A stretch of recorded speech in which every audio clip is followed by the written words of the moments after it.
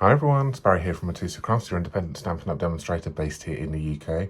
Thank you so much for joining me today, and thank you for joining me for this re-record of our FunFoldFriday video series. Today's FunFold is going to be a Faceted Hexagonal Aperture Card.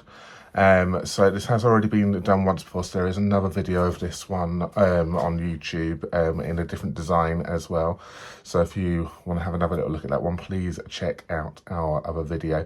So I'm re-recording this because we had a few technical issues with the first video. It didn't quite go 100% to plan, so I figured it was just easier to re-record this one for you and yeah, edit out all of the unnecessary bits. So anyway, all the products which you see us using can be found down below in the descriptions. There will be some links down below in the description, as well as any other links we feel you may find interesting. So links to our online shop, our blog, our donation buttons can all be found down below in the description as well.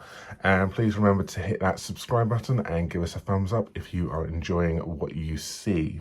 So as I said, this is a Faceted Hexagonal Aperture Card. So I'm going to crack on right now. I've gone ahead and I've gone and pre-prepared quite a lot of stuff, so it should be quite nice and easy and simple for us. So I'm going to crack on. So sit back, relax, and enjoy. Okay, so for this particular card, I'm going to be using the Merriest Moments stamp set here for some of the decorations. So this one right here, paired that with the Merriest Frames dies. I'm going to be using the Stitch So Sweetly dies for the sentiment, and I'm also going to be using to die cut the sentiment, and I'm also going to be using the Merry Christmas here from the Perfectly Plaid stamp set here. Now I really like this Merry Christmas. So they're the stamp sets and the tools which I'm going to be using.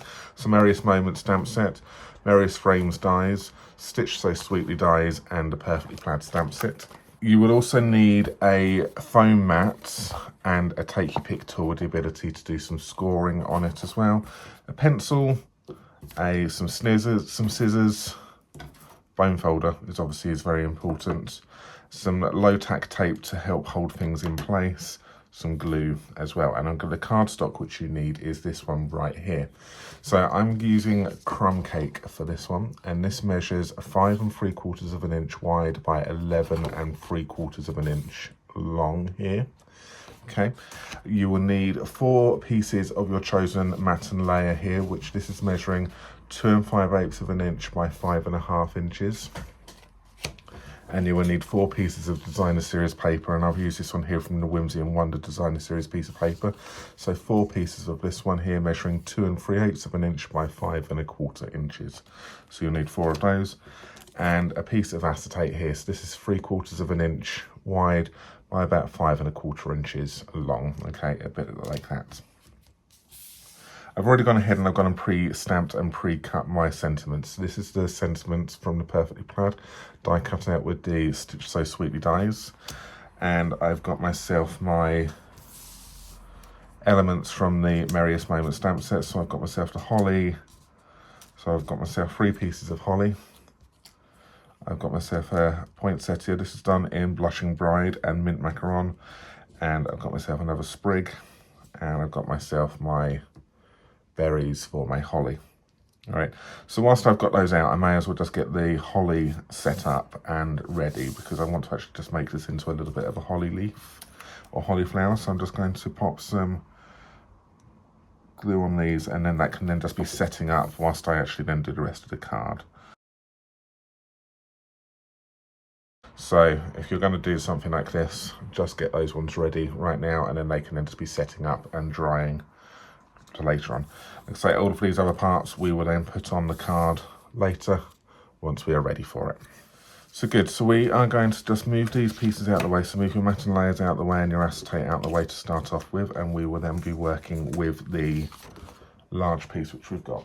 So you're going to need to take your trimmer, and we're going to need to do some scoring along the long edge. Okay, so score along the long edge. So we want to score this at 2 7/8 of an inch, 5 3/4 of an inch, 8 5/8 of an inch,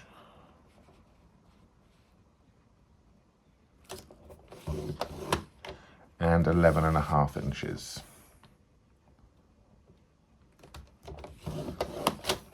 Okay, so let's go through that again. 2 7/8 of an inch, 5 3/4 of an inch, 8 5/8 of an inch, and 11.5 inches. When you've done that part, you're going to need to grab yourself a ruler and a pencil. And what we want to do is we want to measure down on this centre score line here at 2 1/4 inches. So I'm just going to work this on the back side. 2 1/4 inches, pop a pencil line on that one there, and then again at 3 3/4 of an inch and pop a pencil line there. And then just do that, just coming out just a little bit. So 2 1/4, 3 3/4, and then just do it this side over here. 2 1/4 and 3 3/4.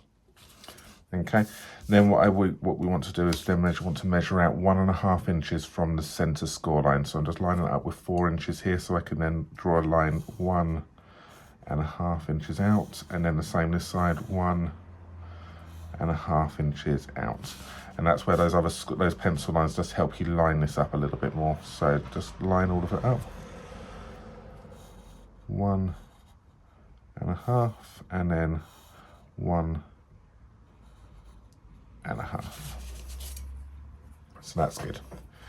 What I would also recommend you do is, whilst you've got your ruler in this position, is just pop some pencil lines at the end and at the end here, and the same. This helps lining up when we come to cut it out. So you've drawn a line here, drawn a line here, and then you put in some pencil marks and pencil marks. Okay. Then on the center score line again, what we want to do is we want to pop another mark along the center score line, 3/4 of an inch down and 3/4 of an inch up. So it's 5 3/4, so that would be at 5 inches. So that's 3/4, and then at 5 inches, pop a pencil mark. You can also then connect these lines here. So connect to draw a rectangle, and at the same time pop a pencil line up the top here and a pencil line down the bottom, and the same over on this side here. Connect those two together,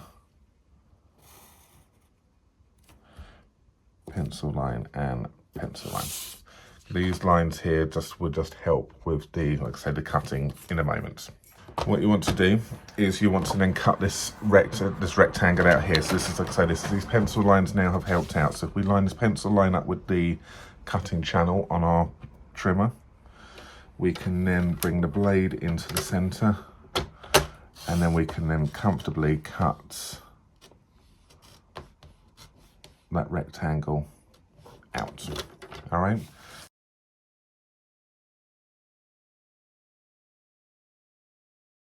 And that then pops out like so. All right, so that there is your aperture then completed. We can go ahead and we can then do some scoring. So what we want to do is we want to then grab our foam mat, our pierce mat, our take your pick tool, and we want to then score from that dot here, which we made at the 3/4 of a mark, down to the corner. When you're scoring, be careful, don't go to the very end of that corner, otherwise you will punch through the card. So just stop us before you get to it. So a little bit of pressure there, and then just stop before you get to the end, and then do that on all of these, so up here and down the bottom down here. Good. So you've got your aperture, or you've got your score lines in here. We can go ahead and we can then fold and burnish all the straight score lines now. So I'm just going to fold these. And then we can then just manipulate this. So to do the aperture part, what we want to do is we've got it folded so that we're looking at it like this. We want to gently manipulate this in, and then once it's pushed in, then fold it closed. And then do the same the other side. Push in gently, and then once it's going, then just fold it closed. Just use your bone folder here just to go ahead and just tidy up those score lines a little bit there.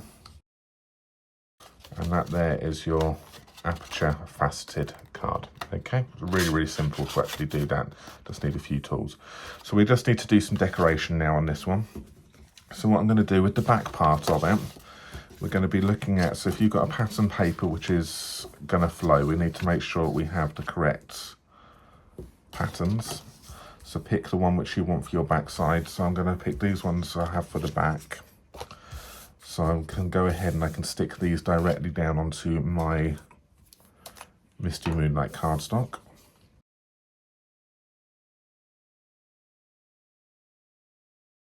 So that's those two pieces. So these are the pieces which are going to be stuck on the back part right here. I can actually go ahead and I can stick one of them down now, and then I'll stick the other one down afterwards. So with this on the back one, that's how they're going to look. But what we need to do is we need to then make sure that the one which is on the right hand side here, it goes on the left hand side once it's, so you're looking at it from the inside, because then that way it will then be the correct way round when you're looking at it. And the reason I'm sticking this one down first is because it's on the tab side. I don't want to stick the other one down just yet, because when I stick the other one down I want it to then go over the tab to actually hide the tab. But this one can go down straight away, isn't an issue, because it's not going to interfere with anything. Okay. And then you know that this one here will be the one which goes over here, but we want to hide the tab behind it.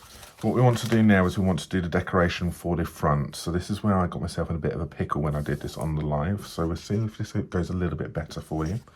So I'm going to do these individually. All right, so I'm just going to write down on here for a moment. On the back side, R. Let's have a little look. If I go R for right and L for left, just so I know what I'm working with. And then I want to then pop this in like this on the right hand sides. I then want to then position it in position like this, and I want to use myself some low tack tape just to hold this in place. Fold it closed, grab yourself your pencil and then draw yourself a line around the aperture. We can then carefully remove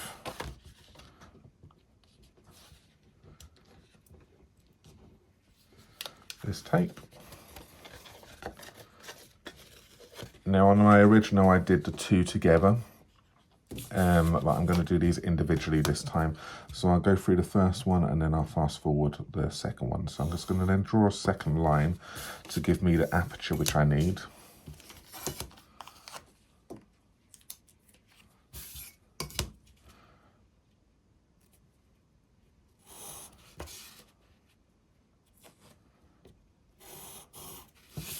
So you can see there, I've now drawn a pencil line. So the original one was the drawing, and I'm going to cut along the inside one, so then that gives me the aperture. Okay, so I'm just going to snip this out.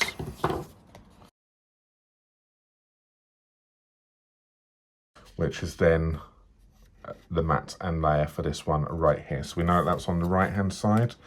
And then what we would do is we would then repeat that for the left hand side. So pop that in place. Grab yourself your tape, trace around it and then cut it out.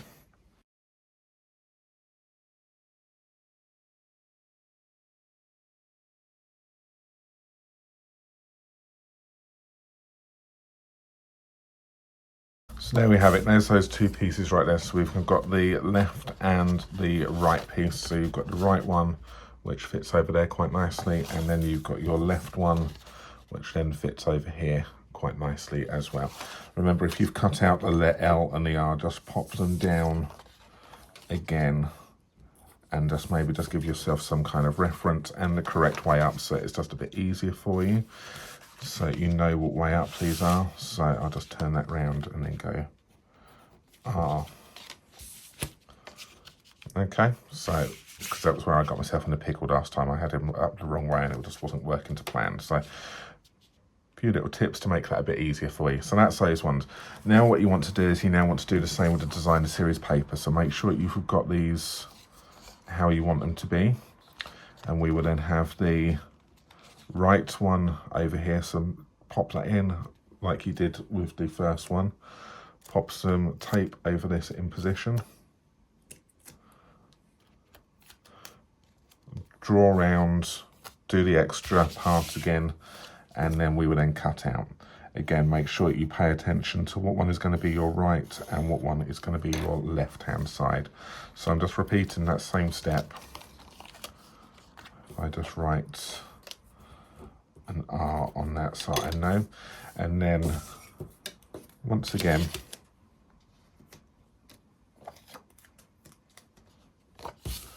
draw around your lines.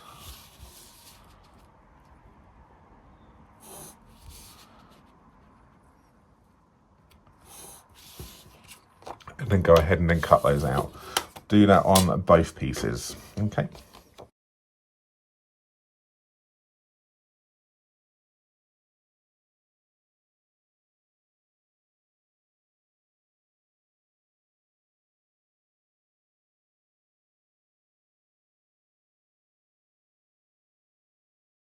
And there we have it. So once you've got those two pieces done, then you can then go ahead and you can then stick the designer series paper to your Misty Moonlight layer.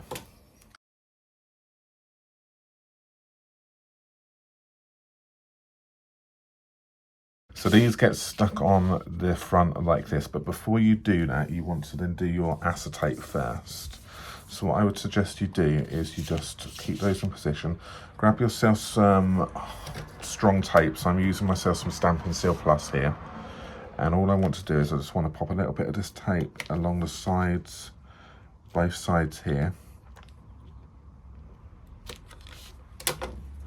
Grab my acetate, and then I can then just rest this in the center of that aperture and then just stick that down like that. All right, so that there has now just given me like a little bit of a bridge for later on. So when this card closes, it then arches like that. And then what we can do is we can then stick this over the top of this one and over the top, which then secures that acetate in place even more. So do that first and then stick your designer series paper over the top of that.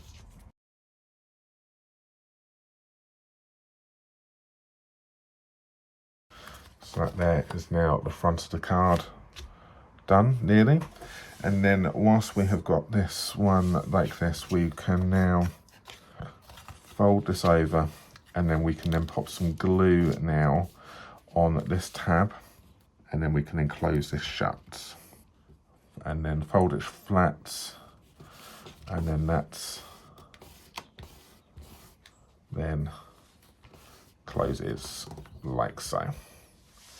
We can now take our decoration on the front. With this decoration, oh actually no, I will pop this other panel in first. So just pop some, get this the correct way round, make sure that we've got this the correct way, which is that one. Pop some glue on the back, and then we can then slide this in. So carefully, like this, go in at a slight angle, and then pop that down, pop that in place, and then go down. And that just hides that join in between just a little bit more so it doesn't show through. Okay, so you can see there it's already amazing, and then when that photo opens up like that, you can then see the DSP through the card as well. I just love this designer series paper. This Whimsy and Wonder is absolutely amazing. So if you like it as well, remember you can purchase stuff from us via our online shop. Links can be found down below in the description. If you do shop with us, please remember to use the current host code as well though, which can be found over on our website MitosuCrafts.com. If you use that, it just allows us to then get some little extra goodies which we can then pass on to you as a little thank you. So obviously the more you spend, the more we can buy. So yeah, if you would like to do that, links down below in the description. So once you've gone and done that, now it is just, that's the card completed. Okay, so it sits up like that.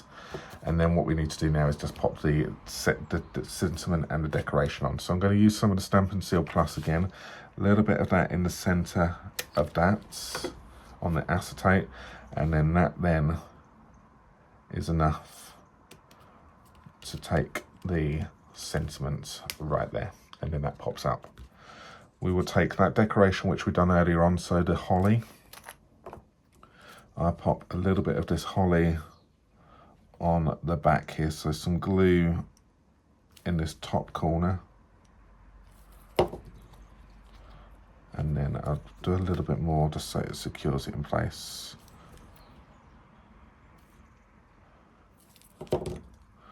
And then just stick that down like that. And then we will then do this one down here, the poinsettia.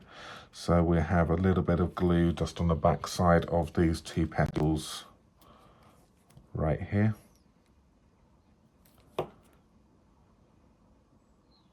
And then they can go around the C for Christmas. And we would then just finish this off with a little bit of sprig, I reckon, so a little bit of glue here.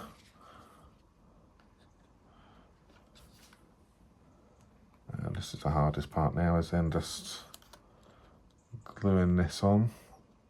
So just stick that sprig behind. Probably could have done this before I'd actually stuck this onto the card, if I'm honest with you.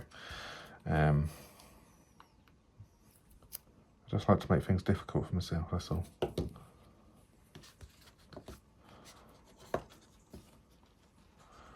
And then last one.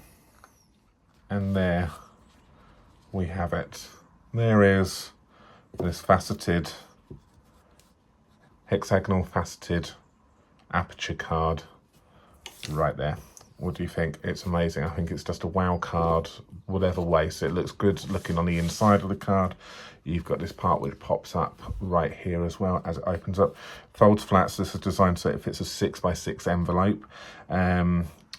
Yeah, so that one will go fold flat for postage and will go in an envelope, and I think will look amazing on anyone's mantelpiece. So the original one which I did was on the live video was this one right here.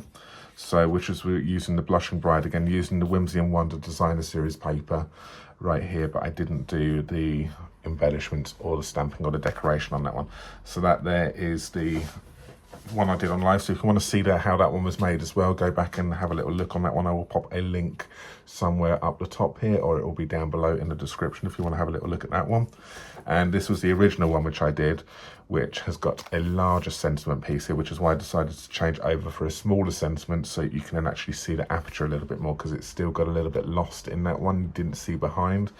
But if you want to do a larger one, you can do, and that's what it looks like. But if you go with the smaller ones, you can just see through the aperture just that little bit more when it pops open, which I think is what the wow part is. I absolutely love this. I think this is going to be my Christmas card of the year, I reckon. So I love it. So the original design was done by Iced Images, I think it was.